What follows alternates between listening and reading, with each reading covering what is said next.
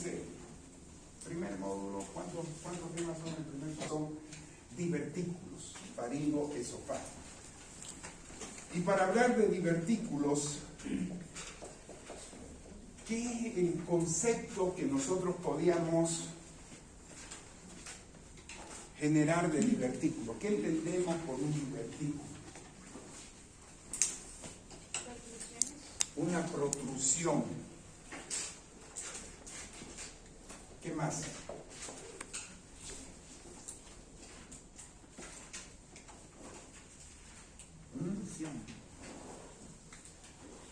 Pues una debilidad de la pared.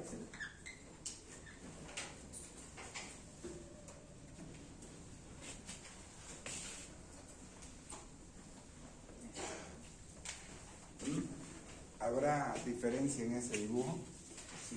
Sí. ¿Cuál es la diferencia? Hacia afuera y hacia adentro. Ya, eso quiero que se den cuenta. Entonces, cuando hablamos de divertículos, ¿ya? ¿De qué estamos hablando? Evaginación, porque si fuera hacia adentro, fuera una invaginación. Y ahí vamos a encontrar en la luz intestinal todo lo que son pólipos, todo lo que son adenomas. Eso es producto, pero eso es hacia la luz. Cuando se trata hacia afuera, ¿no es cierto? ¿Ya? Entonces estamos hablando de una evaginación. ¿Sí? ¿Sí?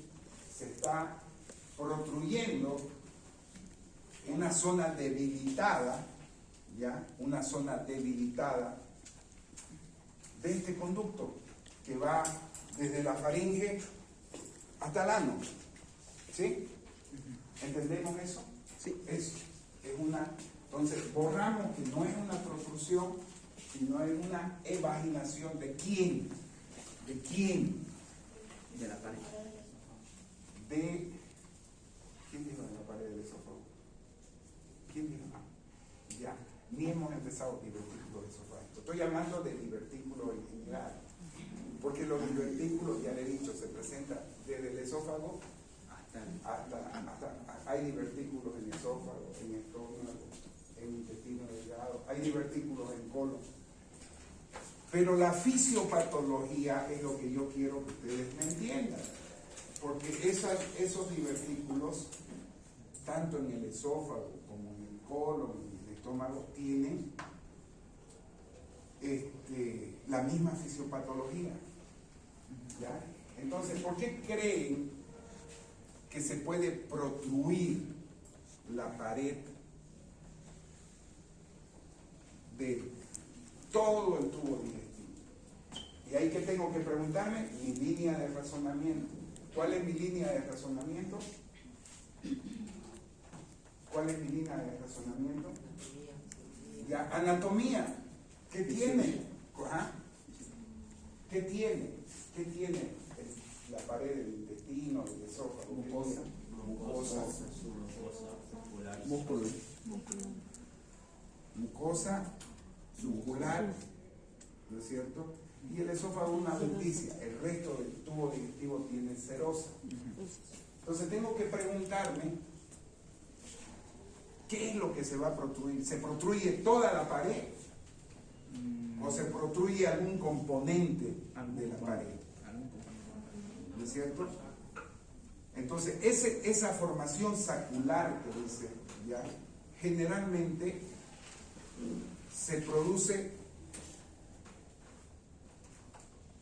por algo que está pasando en la luz aquí, que va a aumentar, ¿no es cierto?, las presiones de este conducto y va a producir, ¿ya?, que la pared mucosa pase entre medio de las capas musculares y se revierta. ¿Me dejo entender? ¿Me dejo entender? Entonces yo estoy identificando una causa que me produce aumento de la presión intraluminal, que me va a producir, ¿ya?, que se vierta, que se salga, ya sea por zona de debilidad. por zonas de debilidad. Y ahí yo sigo razonando y digo, tengo que encontrar zonas de debilidad y relacionar con zonas en las cuales tengo que vencer obstáculos anatómicos y fisiológicos. ¿Y cuáles son esos obstáculos anatómicos y fisiológicos que tengo que vencer? Los esfínteres. O sea, esa es mi línea de razonamiento que yo tengo que... O sea, si yo aprendo a estudiar así, no me voy a olvidar nunca. ¿Ya? Entonces, hay ciertos esfínteres. Arriba, ¿qué tenemos? Esofágico superior. Esofágico superior. Tenemos el cardio, tenemos el píloro, tenemos la válvula ileocecal, tenemos el esfínter anal, ¿no es cierto? Son zonas de presión. Entonces, esta teoría del aumento de presión, ¿ya?, se relaciona precisamente a estas zonas que tengo que vencer anatómicamente, ¿ya? Por eso estos divertículos que se vaginan, generalmente porque aumenta la presión, es la mucosa que se sale. Es la mucosa que se sale. Y el mejor ejemplo que tenemos, ¿ya? Conocieron ustedes, tienen bicicleta, ¿no ves? ¿Sí? Han jugado pelota, bueno, ya las pelotas no tienen el bladder, pero conocen las llantas, neumáticos. Cuando el llantero le está aumentando presión, o cuando infla un globo, han tenido cumpleaños, supongo que tienen cumpleaños, ¿ya? Y infla, hay una zona que a veces viene bien débil, la pared de la vejiga, del globo o del neumático, y ¡pum!, sale un globito. Es el mismo mecanismo, eso es lo que pasa aquí. ¿Ya? Cuando nosotros vemos que están inflando una llanta y hay un neumático y hay una zona de debilidad en el neumático, brota un globito. Y eso se puede perforar. ¿Sí? Lo mismo sucede acá. Por eso es que esos divertículos que están relacionados con ese aumento de la presión, ¿ya?, se los llama divertículos por pulsión o divertículos falsos. Entonces, son divertículos falsos o por pulsión. ¿Por qué? Porque su componente esencial es mucosa. Es mucosa. O sea, no toda la pared anatómicamente protruye, no toda la pared se vagina. ¿Me estoy dejando entender? Sí. Entonces, esta teoría, también por aumento de, que son divertículos por pulsión, también se relaciona a ciertas zonas donde van a ingresar, ¿ya?, y que se cree que pueden producir zonas de debilidad, ¿ya?, en la pared, que son las entradas de los vasos sanguíneos, ¿ya? Asociado al aumento de la presión podrían generar zonas de debilidad en el intestino. También se relaciona a la edad, o sea, hay más desgaste, hay más todo. Por eso es que hoy, o se pensaba que toda la gente mayor de 50, de 60 años, tienen divertículos. Es una patología. ¿Dónde? En el colon, ¿no es cierto? Los divertículos del colon. Y cuando yo me refiero a que hay un aumento de presión, ¿ya?, que se relaciona a estas zonas de alta presión, ¿habrá alguna condición que me aumente la presión dentro de la luz intestinal y sobre todo en el colon? Y se relaciona mucho, ¿no es cierto?, a los hábitos alimenticios. ¿Por qué? Porque se considera que el estreñimiento, ¿no es cierto?, hace que esa actividad peristáltica se incremente para tratar de aumentar, ¿ya?, la progresión del bolo fecal. Y eso se relaciona y se ha visto que los divertículos que eran patrimonio de la gente adulta, hoy están apareciendo complicaciones en gente de 30 a 35 años. No hay que hacer mucho genio para darse cuenta que lo que está transformando los hábitos alimenticios está generando precisamente este tipo de problemas, estreñimientos crónicos. Hay cierta condición en la mujer que es más frecuente, el estreñimiento. Entonces, condiciona a este tipo de patología. Simplemente es una introducción para que le entendamos qué son los divertículos. Entonces, estos divertículos son los divertículos por pulsión. Ahora, existen otros divertículos que se llaman por tracción. O sea, ya no de aquí lo están empujando, sino de afuera lo están traccionando, en términos criollos.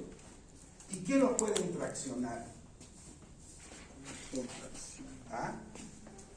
Entonces, se cree que procesos inflamatorios vecinos, ¿ya?, pueden generar la tracción del tejido, o pueden ser divertículos que ya vengan fallados de fábrica, digamos, ¿no?, congénitos. Sí. ¿Ya? Divertículos congénitos. A estos divertículos se los considera verdaderos. ¿Y por qué si los otros son falsos? ¿Por qué son verdaderos estos?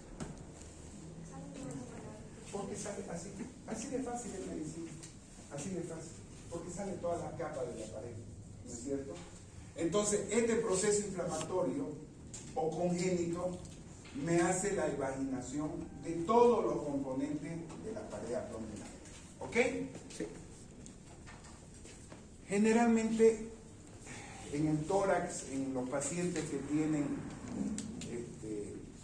¿cómo se llama?, proceso tuberculoso, retracciones cicatrizales por tuberculosis, hacen que en el esófago, ¿no es cierto?, como está en el intestino, los ganglios se inflamen y podrían ser causa de traccionar todos estos componentes. Entonces ya tenemos dos tipos de divertículos, dos tipos de fisiopatología, y ahora sí vamos a entrar al divertículo de Zenker. De Zenker, o también llamado faringoesofágico. ¿Qué será un divertículo de Zenker o faringoesofágico? ¿O qué entienden ustedes, ¿no es cierto?, por un divertículo faringoesofágico? ¿Será una vaginación? ¿Dónde? ¿En el esófago? ¿En el esófago y dónde? De la... ¿No es cierto? Porque después de la faringe, ¿qué viene? El esófago, ¿no es cierto? Entonces, aquí algo debe estar pasando, ¿ya? Y dice la definición, el divertículo de Zenker es un divertículo por pulsión. Entonces ya yo me ubico que algo fisiopatológicamente está pasando. ¿Y qué puede estar pasando? ¿Aumenta la presión de qué? ¿Ah? Si yo sé fisiología y sé anatomía, voy a entender. Cuando ustedes comen, ¿no es cierto?, ¿qué hacen? Mastican. ¿Sí? ¿Y por qué mastican? Para que se destruya los alimentos. ¿No es cierto? Porque tenemos dientes y tenemos enzima y mezclamos. Y de ahí, ¿qué pasa con ese bolo alimenticio? ¿A dónde se va?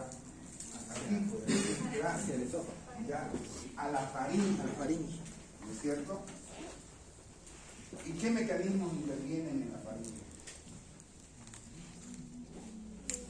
Ha llevado una cierta anatomía. ¿Sí? ¿Qué mecanismo? Existen contracciones. Porque una vez pasa la faringe ya no podemos volver el bolo. ¿Sí? Hasta ahí llega y todavía lo podemos como medio controlar, pero son contracciones. ¿Gracias a qué? A músculos. Los nervios van a inervar, van a hacer la corriente. Músculo que hay en la faringe, músculo liso.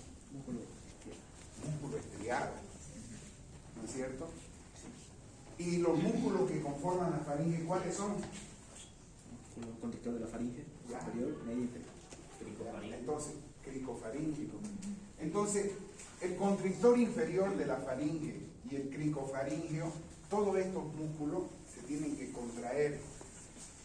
¿Y quién se tiene que abrir? El esfínter esofágico. El esfínter esofágico superior. Entonces, yo como, viene el bolo, se contraen estos músculos, se abre. Eso es lo normal. Eso es lo normal que pasa en todos nosotros. Eso es lo normal. Pero cuando estos músculos constrictores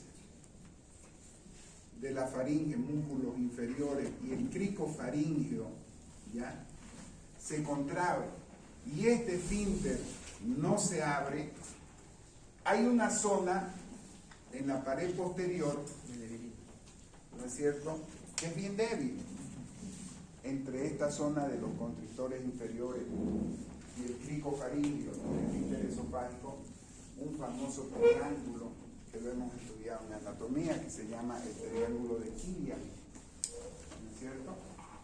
Entonces, ese triángulo es una zona débil y hace que cuando tengamos esta incoordinación, la mucosa se protruya, se vagine hacia afuera. Entonces, ya yo sé que es el divertículo de Senkers, entonces. O no, así de facilito, ¿no es cierto? Sí. Divertículo por pulsión, divertículo que se localiza en la pared posterior de la faringe entre los constrictores, por falta de la coordinación de contracción de los constrictores inferiores y el cricofaringio, y la falta de relajación del esfínter esofágico superior, ¿ya? Entonces no se ponen de acuerdo y va a haber un aumento en esa zona de la presión. Y así como estamos inflando la llanta, se va a evaginar la mucosa a nivel faringoesofágico. Y nos va a dar esa formación sacular, ya, que se encuentra en la parte posterior, ¿ya?, que se encuentra en la parte posterior de la faringe, que se llama divertículo faringoesofágico o divertículo de Senkers, ¿ya? Entonces, ¿cuál va a ser la clínica que va a dar este divertículo? Molestias. ¿Ah? Dificultad para ¿Ah? Disfagia disfagia. o dinofagia. A ver, O ustedes razonen qué sintomatología va a dar ese divertículo. sensación de cuerpo extraño al tragar, por ejemplo. A ver dónde están. Ahí le he hecho 2 dibujos del Senkers para que ustedes me capten el mensaje que quiero darles. Y cuando yo les pregunto qué sintomatología da, Depende del tamaño del divertículo. nada más, medicina es fácil, depende del tamaño del divertículo. Generalmente, cuando son pequeñitos, el paciente no siente nada. El paciente no siente nada, ¿ya? Generalmente son asintomáticos. Perdón. ¿Puede ser reversible si son chicos? Generalmente es una patología progresiva porque hay una incoordinación. El paciente no siente nada y muchas veces va a hacerse una endoscopía y le encuentran un divertículo chiquitito y dicen nunca sentí nada. ¿Ya? Entonces, cuando ya va adquiriendo, porque si estamos aquí en el cuello, esto va a dar lo que decía, fíjense que como es facilito pensar al que decía sensación de masa, de bulto. Sí, hay pacientes que lo sienten y sienten hasta la comida ahí, ¿no es cierto? Pero este otro divertículo no va a sentir nada. Entonces, ¿cuál va a ser Entonces, ¿cómo armamos? Generalmente son asintomáticos, hallazgos casuales en estudios cuando son pequeños. Ya cuando son de tamaño considerable, nos van a dar molestia, nos van a dar clínica. ¿Y cuál es la clínica? Disfagia, Ya, disfagia, ¿qué más? halitosis, Halitosis, ¿qué más? Regurgitación. Puede haber pérdida de peso. Aquí hay un árbitro famoso que me está escapando el otro día, hace un mes operó el último divertículo de Senker, y él me viene volteando 2 años, un árbitro. Le dije, ¿sabe qué, profe? En un pitazo se lo va a traer el pito y se le va a ir a su divertículo. ¿Ya? Entonces, porque no quiere hacerse operar. Ya hay una cirugía bellísima, hermosa. ¿Ya? Entonces, da disfagia, el paciente va a tener dificultad, va a dar odino, todo lo que ustedes quieran. ¿Ya? Pero también lo que el paciente caracteriza, ¿qué es? Una sensación de masa en el cuello puede ser. Cuando son de tamaño muy grande. siente que el alimento no pasa por el esófago. ¿Ya? Y ese alimento retenido ahí que produce Tos. el paciente, Regurgitación. el paciente dice, ¿sabe qué, doctor? Yo siento que la comida se me queda en el cuello y hay así como fermentada y tengo un mal aliento.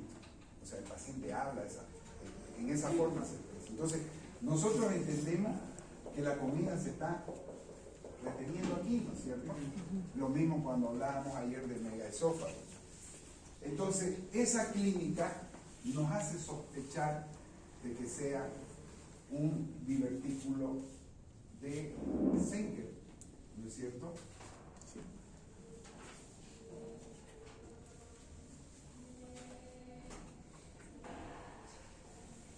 ¿Ya? Un divertículo de Senker. Entonces, ya yo tengo la sospecha, ya tengo la clínica. ¿Qué hago ahora? ¿Cómo lo voy a diagnosticar? Con endoscopía. Endoscopía digestiva alta. Ya. Y yo lo miro otra vez en dibujo. Guía de contraste. ¿Mm? Guía de contraste. No, está bien la endoscopía. Depende del tamaño. Depende del tamaño. Muchas veces es chiquitito, ¿ya? Y el endoscopista pasa y no lo ve el huequito este, no lo ve ese huequito chiquitito. Pasa, no lo ve. ¿Ya? Cuando es considerable, de tamaño considerable, inclusive el endoscopista entra y lo mira y dice, bienito de alimentos, de vertículo, etc. ¿Sí? Ya nos da una pauta. Pero también nos puede dar una pauta de que no hay nada. Entonces, por eso se llaman métodos complementarios. Ahora, ¿cuál va a ser el método gold estándar, otra vez, para diagnosticar un divertículo de Senker? ¿No es cierto? Y la radiografía contrastada y de esófago, ¿qué interpretación me va a dar? Pues las paredes, o sea, Uno La morfología. es morfología, acordémonos, nos va a dar, ¿no es cierto?, la interpretación morfológica, sí, y se ven, ¿no es cierto? Y se ven en el divertículo de Senker. Entonces, nos va a dar, nos va a permitir clasificar, no se hubiera repetido tanto, les presentaría un trabajo que hemos hecho, que lo hemos presentado el anterior jueves en la Sociedad de Cirugía, precisamente del divertículo que hemos operado el último, ¿ya? Y que todo lo que le estoy hablando, esto se hace. Entonces voy a hacer una radiografía contrastada, me va a dar la morfología, me va a dar el tamaño y eso me va a permitir clasificarlo al divertículo, si es pequeño, grande. Ahí tienen una clasificación de Senker, hay un montón de clasificaciones y que me sorprendí ahora porque lo preparó la residente y me apareció con una nueva clasificación, así es la medicina, y luego no la conocía esa clasificación, ¿ya? Entonces, pero lo importante, la esencia es saber qué es lo que me va a hacer. ¿Qué otro estudio me va a servir? Una manometría. Porque es un trastorno de Tonalidad. depresiones. Depresión. Es un trastorno de depresión. ¿Ya? Entonces, complementamos siempre con una manometría esofágica, ¿ya? Para ver si hay lo que la teoría nos dice, si hay esa falta de relajación del esfínter o cuánto está la presión del esfínter esofágico superior y todas esas cuestiones. ¿Alguna pregunta hasta acá? ¿Alguna pregunta? ¿Podría repetir por qué se da entonces el artículo de Senker? ¿Por qué se? ¿Por qué se da? Por la contracción. O sea, son dos, digamos que esto sea nuestra hipofaringe y el inicio del esófago. Cuando nosotros comemos el alimento, toda la faringe empieza a contraerse. Y los músculos que intervienen en la parte inferior, en la hipofaringe, son los músculos, ¿quién dijo? Alguien me dijo por aquí cuántos cricofaringios y los constrictores superiores y el inferior. Sobre todo el constrictor inferior y el cricofaringio, ya, son los que se contraen y se produce una apertura del esfínter esofágico inferior. Pero en esta, por eso se llama divertículo faringoesofágico, porque está ahí al comiencito, ¿ya? Entonces, cuando este se contrae y este no le hace caso, le toca la puerta y no abre, ¿ya? Entonces, en esta zona, que es una zona de debilidad anatómica, que normalmente se conoce como el triángulo de Killian, K-I-L-L, Killian, ¿no es cierto? Que está ubicado en esta zona anatómica, ¿ya? Va a sentir, sobre esta zona va a repercutir esa incoordinación, y al aumentar la presión, esta zona débil va a protruir la mucosa y va a ir protruyendo, creciendo. ¿Sí? ¿Está claro? Sí. Ya sabemos cómo diagnosticarlo, ya sabemos qué estudios pedirle, y ahora vamos a hacer el tratamiento. Otra vez, como ayer, si ustedes fueran los inventores de las técnicas quirúrgicas, ¿qué harían? Depende del tamaño.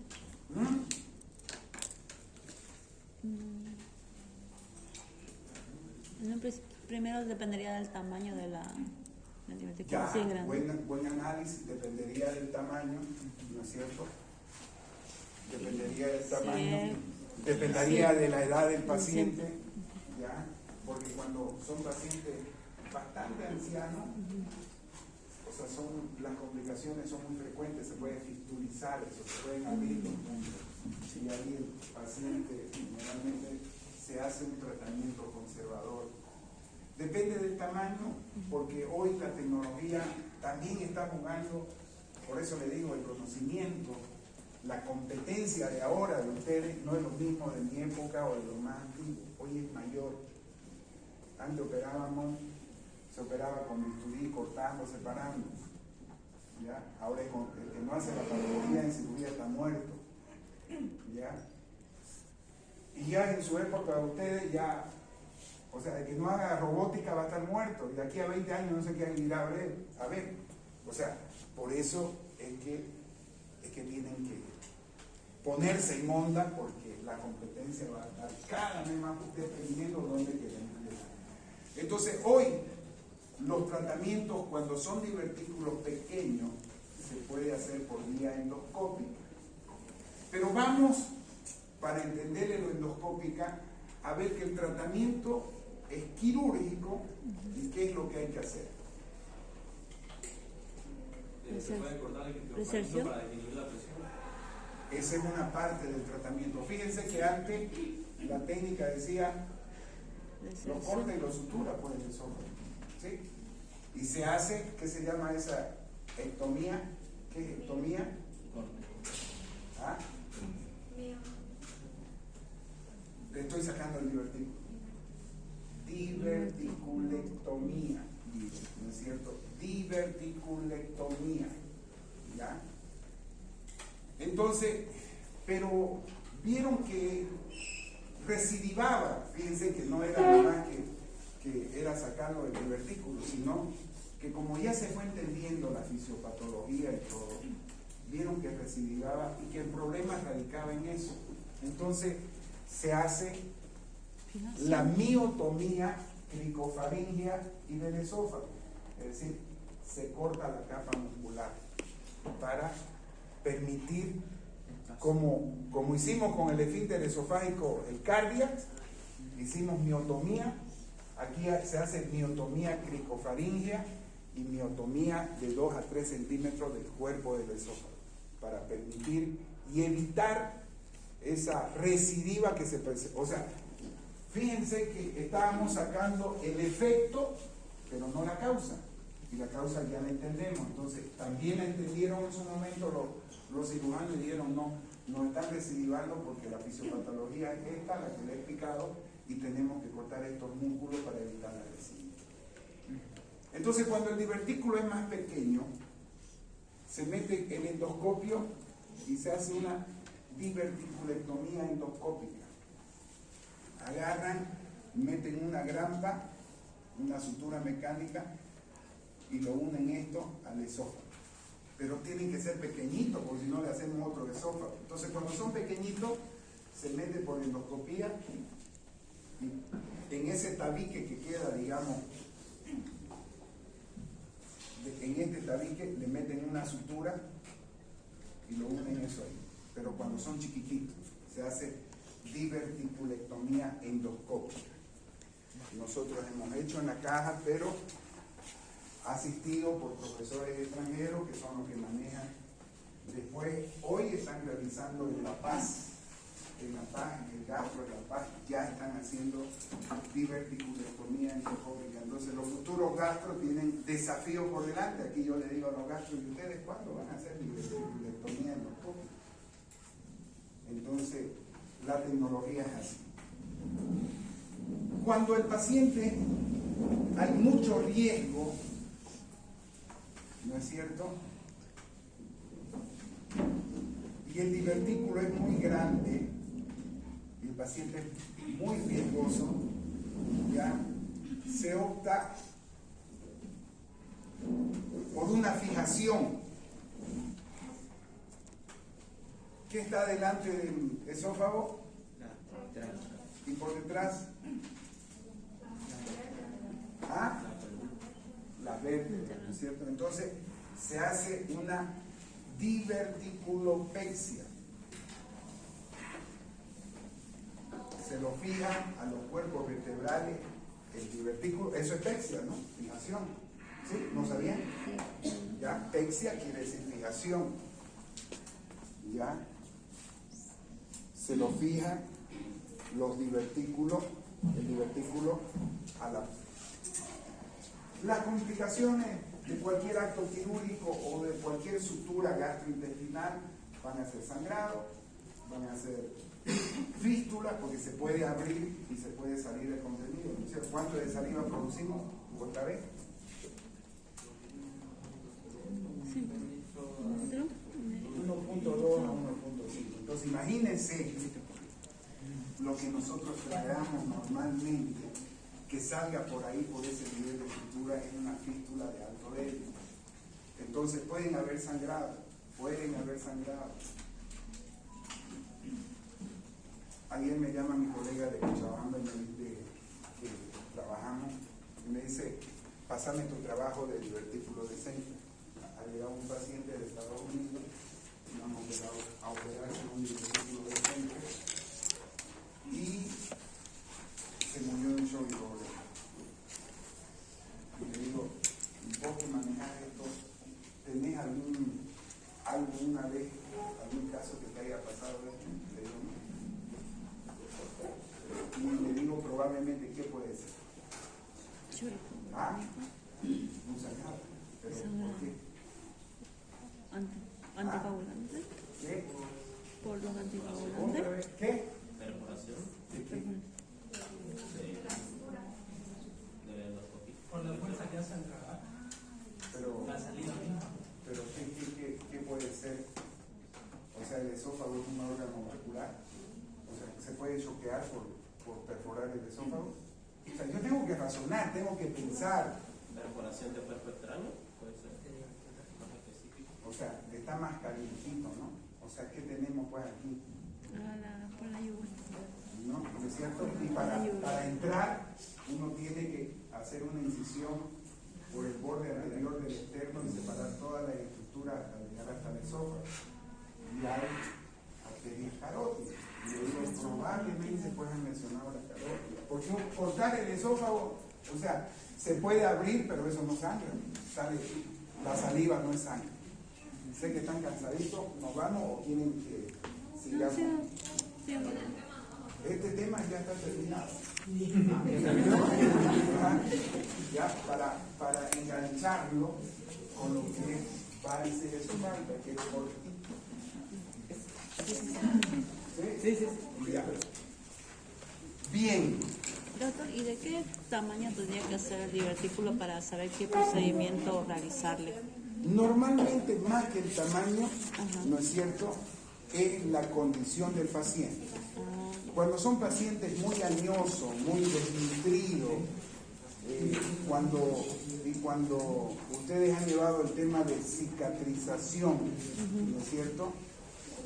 Y realmente, miren, estaban, y le voy a ya que me acordé, estaban 3 internos. Le pregunté,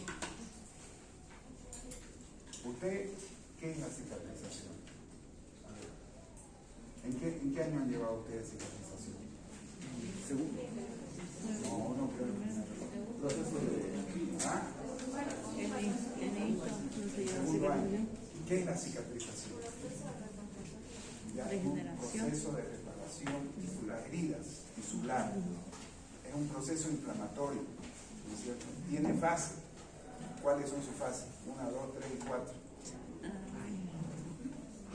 1, 2, 3 y 4. Y le pregunté, pero el supo, no supo, le digo, a ver usted, si me dio una cátedra, dio la primera fase proyectiva, la fibroblástica, y le pregunto, ¿de qué universidad es usted? De la Gabriel.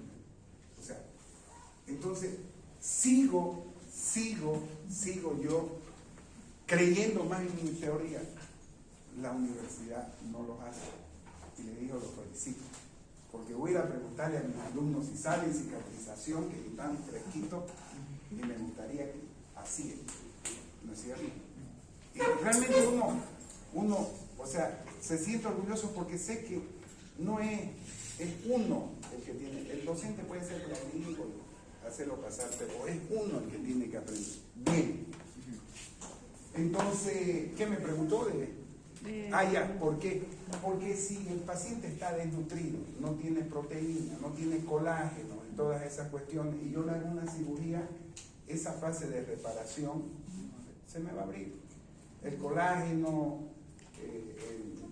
la albúmina son las proteínas, son el cemento. Entonces, por eso es que hacemos esa fijación en pacientes desnutridos y todo eso. El tema de varices esofágicas, más que de manifestaciones clínicas y tratamientos, porque ¿qué puede dar? ¿Qué es una varice? ¿Qué es una varice? Una dilatación de qué? De las venas. De las venas. Vuelvo otra vez a la constitución anatómica de las venas. ¿Qué lo diferencia de las arterias? Que no tienen pulso. No ¿Son tienen más pulso. elásticas? Que no tienen pulso, claro, no por eso. Pero que en su constitución histológica las paredes Es más tienen elástica. agarran una arteria, agarran una vena y van a Más sentir ahí. elástico. ¿Ah? En las venas, ¿no es cierto? Y tienen válvula. ¿Ya? Entonces, están sometidas a una presión siempre, ¿no es cierto? Por eso las válvulas tratan de llevar, son como compuertas que se van cerrando al pasaje de la sangre hasta que retorne al corazón, ¿ya?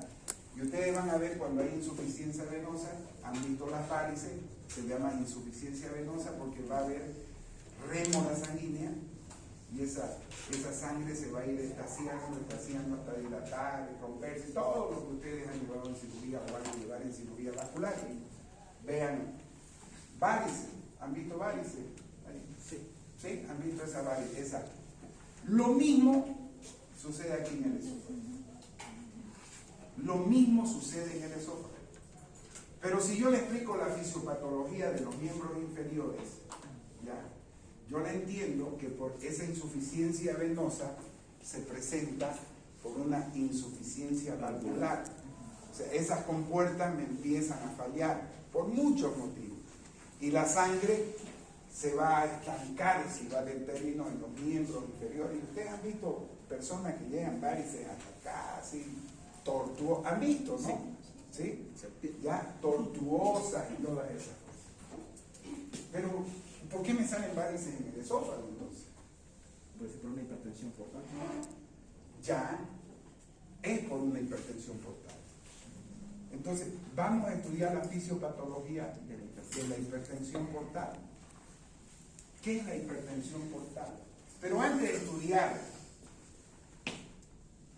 no sé si empezar, si el huevo o la gallina primero, ¿ya? Antes de entrar, dijimos que el esófago estaba irrigado por quién? Vena gástrica. Irrigado. Ah, Irrigado. irrigado. ¿No es cierto? Y tiene 3/3, así facilito. ¿No es cierto? La tiroideas vienen y le dan al esófago tercio superior. En el tercio médico son ramas bronquiales, ¿no es cierto? Pero aquí en el tercio inferior, vienen, ¿por qué arteria? Por la gástrica izquierda, ¿no es cierto? Entonces, cuando este retorno venoso del tercio superior y medio, ¿a dónde drena la sangre? ¿Ah?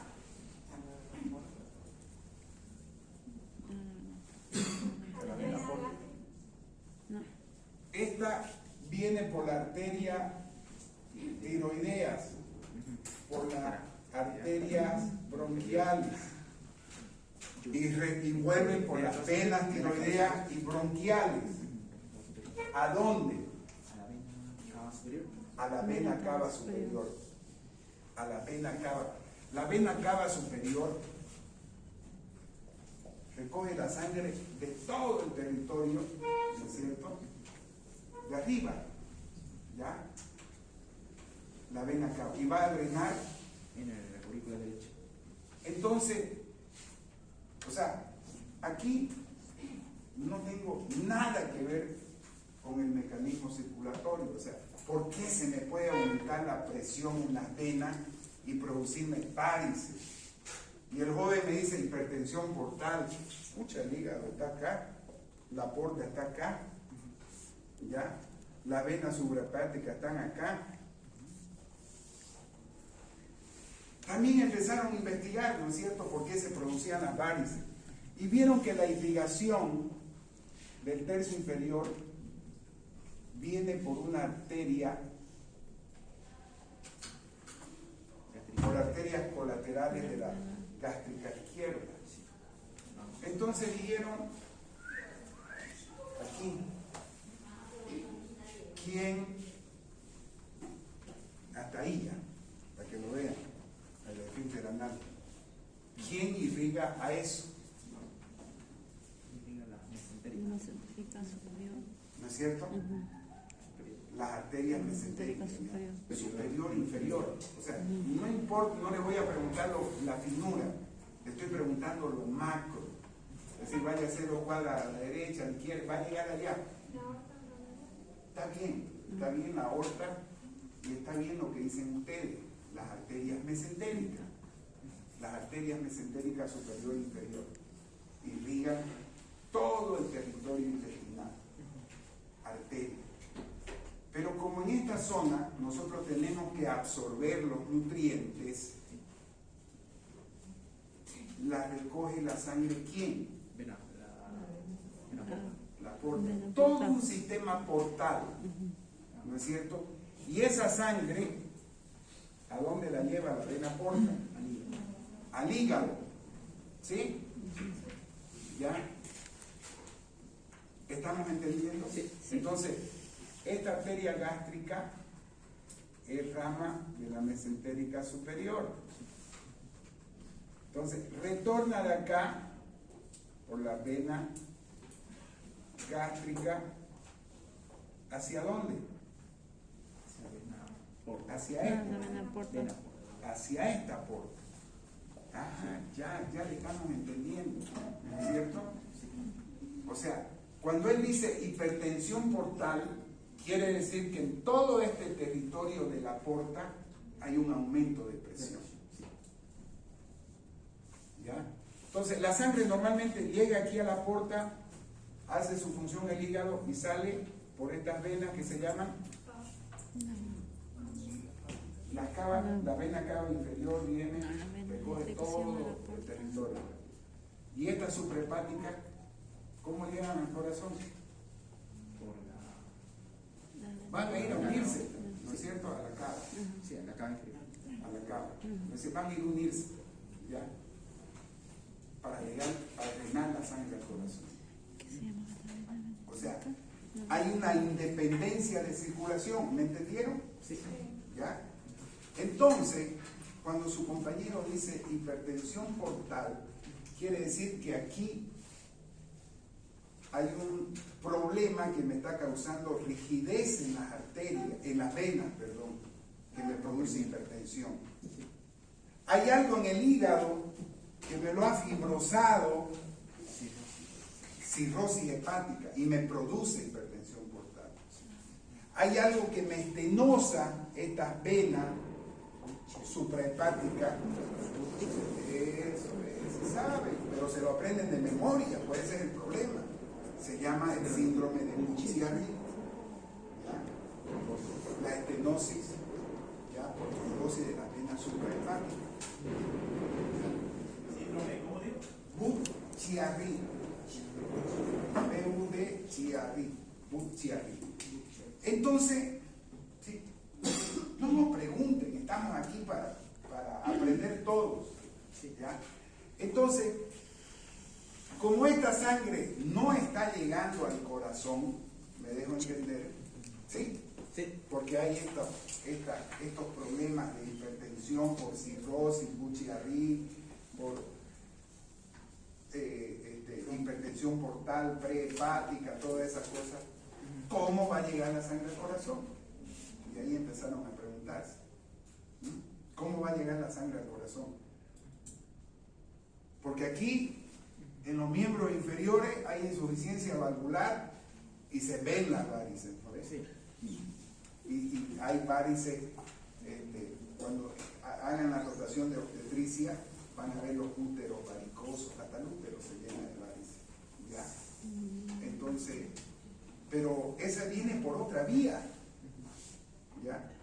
Pero aquí tiene que buscar, pues está trancada esta vía, ¿sí? Tiene que buscar por dónde desaguar, si ustedes quieren, ¿ya? Entonces busca circulación colateral y busca este territorio unirse al sistema venoso para llegar por otra vía, ¿no es cierto? Por otra vía, drenar al corazón. ¿Me dejé entender la fisiopatología de las varices esofágicas? ¿Ya? Entonces, esa es la fisiopatología, ¿ya? Que esta hace redes anatomóticas, por eso es que el paciente tiene circulación colateral. Inclusive el ligamento falciforme del hígado, por ahí hay neoformación para llegar a drenar aquí y hay circulación colateral. Para llegar a unirse, si ustedes quieren, por otro cauce del río para llegar a desaguar. Porque esto está trancado. La causa más frecuente de varices es, o sea, la hipertensión portal. Y la causa más frecuente de hipertensión portal es la cirrosis hepática, síndrome de Buchiari y todas esas. Entonces ya cuando yo tengo, y ustedes tienen su clasificación aquí, que eso se lo dejo para su memoria, porque es pura memoria, clasificación de las varices, primer grado, segundo grado, tercer grado. ¿Qué sintomatología van a dar las varices esofágicas? Se pueden sangrar. Sangre Sí. lo produce. ¿Qué sintomatología? Así. ¿Por qué así? Aumenta la presión salida de líquido. Grado, clasificación, grado 1, mínima protrusión, grado 2, presencia de nódulos o cordones, grado 3, protrusión de varices que invaden hasta la mitad de la luz esofágica, grado 4, varices tan gruesas, ¿ya? Entonces, generalmente, cuando no hay ninguna complicación, no dan sintomatología, pero presentan toda esa clínica que estaban diciendo ustedes, de un paciente con enfermedad hepática. Va a tener tema de... Puede ser que haya hematemesis, pero vamos a ir por escala. Paciente cirrótico, paciente con ascitis, paciente con circulación colateral, ya nosotros prendemos nuestras antenitas, ya prendemos nuestras antenitas y decimos probablemente este paciente tenga varices esofágicas. Porque conozco este mecanismo, o sea, no tengo que inventar la pólvora, conozco este mecanismo, probablemente. Y ahí preguntamos lo que dice su compañero, porque aprendí que generalmente no dan síntomas, sino cuando hay complicaciones. Y su complicación, ¿cuál es su complicación? Precisamente que sangre. Pueden ser sangrados mínimos, que el paciente no se dé cuenta, y eso no lo va a expulsar por la boca, va a tener hemorragia digestiva baja, ¿Melena? melenas, ¿no es cierto? O va a expulsar, no, hematemesis, hemoptisis de la vía respiratoria, hematemesis, ¿ya? Entonces, esas son complicaciones. Y algo que queda muy, y que ustedes deben entender la gravedad de este cuadro, que es y hay una pregunta que siempre se hace, ¿no? ¿Cuál es la causa más frecuente de hemorragia digestiva alta? ¿No es cierto? Son las úlceras gástricas. Pero la que más sangra y que puede producir la muerte por shock hipovolémico es la varices esofágica. Dos preguntas totalmente diferentes. La que más sangra y la que más frecuente. Esta no producirá en frecuencia tanta hemorragia como las varices, como las úlceras, pero cuando sangra puede llegar a choquear al paciente. Y ahí nos vemos en una complicación seria de emergencia y que si no sabemos manejar, el paciente muere. El paciente llega muerto por varices esofágicas a los hospitales.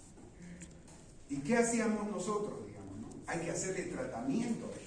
¿Qué tratamiento ya podríamos hacer a las varices esofágicas? A las de los miembros inferiores le decimos, pónganse medias antivarices, de compresión, o por último se hace safenectomía o infiltración. Ya en la una, por ejemplo, aquí se pueden hacer infiltraciones también con una sustancia tamolín y van quemando las varices, pero cuando son chiquititas. ¿Qué otra cosa más podemos hacer con las varices? ¿Qué podemos hacer con esas varices? O sea, está el esófago, ya, esta es la pared del esófago, y se ven las dilataciones y todas esas cosas. Y pueden inyectarse sustancias esclerosantes, no pongamos el nombre, que producen esclerosis, es decir, se inyectan, la queman, la chamuscan, si ustedes quieren, ¿ya? Se esclerosan, igual que las varices de acá, ¿ya? Se puede inyectar cuando son pequeñitas. ¿Qué otra cosa más? ¿Ah? Bandas elásticas, esas pinchicas, a ver, no tienen esas pinchicas de esas gomitas así que se ponen aquí también a los dientes, como liga. Liga. No, Liga. ¿Han visto? No, las mujeres saben de lo que estoy hablando, son unas liguitas redonditas que la afro-boliviana se pone, ¿no es así en su cabello? Lo mismo, el endoscopio entra y viene con un disparador y ¡pum!, le pone una ligadura ahí en la base. Toque y la liga ahí, en toda esa base. ¿Para qué? Sí, pero ¿para qué? ¿Por qué lo liga ahí? ¿Qué produce? ¿Ah? ¿Potasio? ¿Quién dijo isquemia? Sí, isquemia. Eso. Va a haber isquemia y se va a necrosar y ¡pum!, va a caer la varice. ¿Ya? Ese es el fundamento de ese tratamiento. En cambio, el fundamento de la esclerosis es otro. Las varices se ligan. Entonces, ahí ustedes van a ver que se saquen arriba de 80, o sea, no hay ninguna probable. ¿Ya?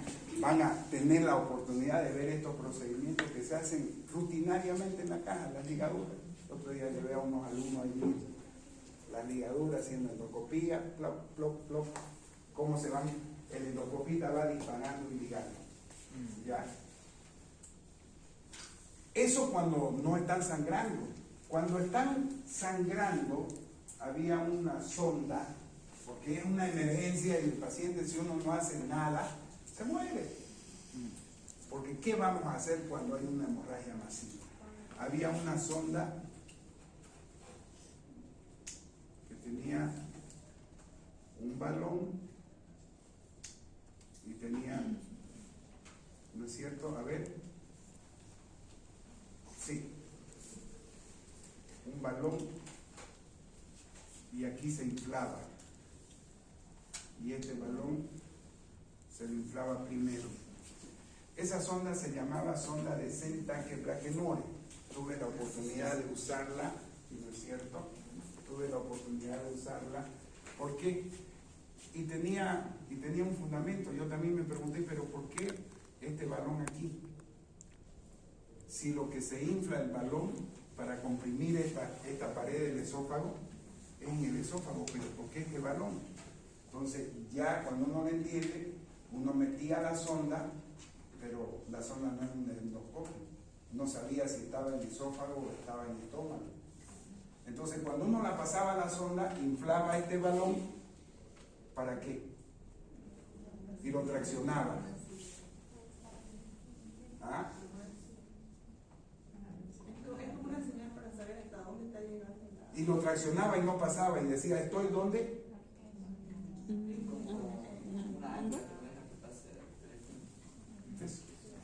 Eso. O sea, estaba ya yo en el cardia, allá listo. Ahora inflemos este otro balón, que iba a estar seguro que estaba en el esófago.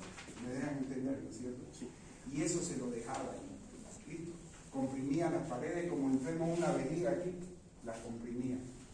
Y que se las arreglen los cirujanos de tórax si van a hacer una cirugía o le van a sacar el esófago, porque el paciente se moría. Y una de las complicaciones era la perforación del esófago. ¿Por qué? ¿Ah? Haciendo presión. Porque uno lo inflaba mucho y lo reventaba el esófago. Entonces, como que se ha dejado de usar esta sonda de Senta-Keprakenore y se ha buscado tratamientos paliativos. ¿Ya? ¿Y cuál será los tratamientos definitivos? Porque esto estoy tratando el efecto de una causa, ¿no es cierto? Ese es el efecto y la causa está acá. A ver, si no me dicen, no nos vamos. Sería tratar de la etiología. ¿Ya? Tratar la hipertensión portal. ¿Y cómo la vamos a tratar la hipertensión portal? Depende de quién lo originó. ¿Ah? Depende de quién lo originó. ¿Ya? La cirrosis. ¿No es cierto? Trasplante de hígado. ¿Cuántos pueden acceder al trasplante de hígado? Se mueren. ¿Qué haríamos? Llamamos a CEARPI para que nos haga un canal de drenaje.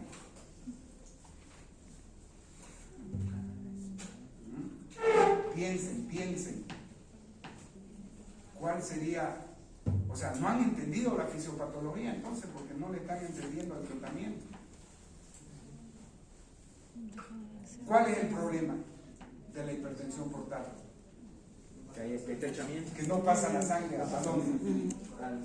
No llega allá y tiene que buscar Una vía alternativa. otra vía cómo llegar al corazón, ¿no es cierto? Y llegó de una vía colateral y que le está causando esas varices esofágicas y lo va a matar. Ahora, ¿yo cómo me puedo despertar, iluminar para encontrar una vía más natural para que la sangre llegue al corazón? Crear una vía externa, podría ser, ¿De dónde? desde el hígado. A ver, piense bien. Piense bien. Está por ahí más o menos la respuesta. O sea, tengo que encontrar una vía de desagüe, ¿ya?, que no pase por el hígado. ¿Y qué vía de desagüe tengo que no pasa por el hígado? O la vena cava inferior pasa por el hígado. ¿Ah? ¿Ah? Entonces, ¿qué harían ustedes? Por eso le pido a CEARPI que me arme un túnel entre la porta y la cava, porque esa va directamente arriba. Entonces estoy saltando ese obstáculo. ¿Sí? Esa derivación se llama derivación portocava. O sea, hemos hecho cirugía en que hacíamos la anastomosis de la porta a la vena cava. ¿Correcto? ¿Se deja entender? Sí. O sea, así de facilito en medicina. Otra de las derivaciones que se hacían ya eran las derivaciones con la vena renal, derivaciones portorrenales. O sea, cirugía muy compleja. O sea, pacientes que se nos han muerto en la mesa quirúrgica porque se desgarra la porta, se desangra, ¿ya? Entonces, esa cirugía habitualmente no la hacemos, ¿ya? Porque hoy todo se está haciendo por vía percutánea, ¿ya? Se hacen por la yugular, entran, llegan a la suprahepática y hacen derivaciones de la porta a la cava. Por vía, colocan, y si esto está obstruido, colocan stent para dilatar y pase la sangre. Así está la tecnología de avanzada. Y ahí no sé qué nombre le dan. Nunca hemos visto, nunca se ha hecho aquí, pero esos son los tratamientos que tenemos definitivos para tratar las varices esofágicas. ¿Alguna pregunta? Doctor, pero si deriva de la porta a la cava, ¿no puede ser que eso no te dice que uno absorbe el intestino, se va a la cava directamente al corazón, no puede producir alguna infección? Los alimentos que está consumiendo y no se procesan en el hígado. Pero es que no se, los alimentos no vienen en forma de alimento, digamos, no vienen, evidentemente va a haber circulación al hígado, porque si yo le quito la circulación al hígado, ¿cómo está irrigado el hígado? Por la porta y la vena cava. De inferior. ¿Ah? ¿Cuál es la irrigación del hígado? Arterias hepáticas. Ya. ¿Y quién más? Arterias hepáticas. ¿Y la porta? La porta. Sí. ¿Cuánto le aporta la porta, la redundancia, de circulación al hígado? Así, en la mayor parte puede ser. ¿Saben? En su mayoría. 75% de la circulación hepática es portal y el 25% es arterial, las arterias hepáticas. Entonces le va a llegar sangre. Pueden haber, el paciente entra en un esquema de antibióticos, pueden, o sea, en medicina no hay nada, son probabilidades la medicina, no hay nada 2 más 2 es 4. ¿Ya? Entonces, ¿alguna pregunta más? ¿Y el 25% de qué era? Arteria hepática. Arteria hepática. Gracias.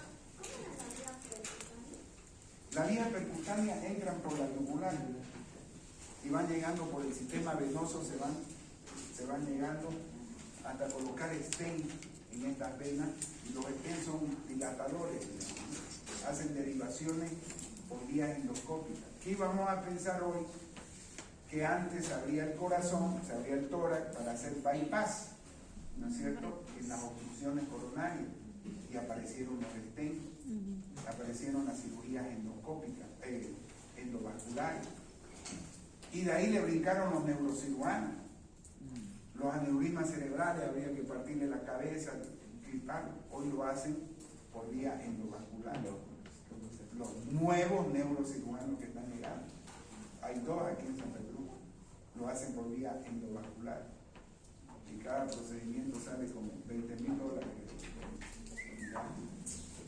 Entonces, todo se está haciendo, la tecnología está cada día avanzando más, y de repente ya ustedes ya no lo reemplacen, ¿no? Ya todito, hasta los robots, ya.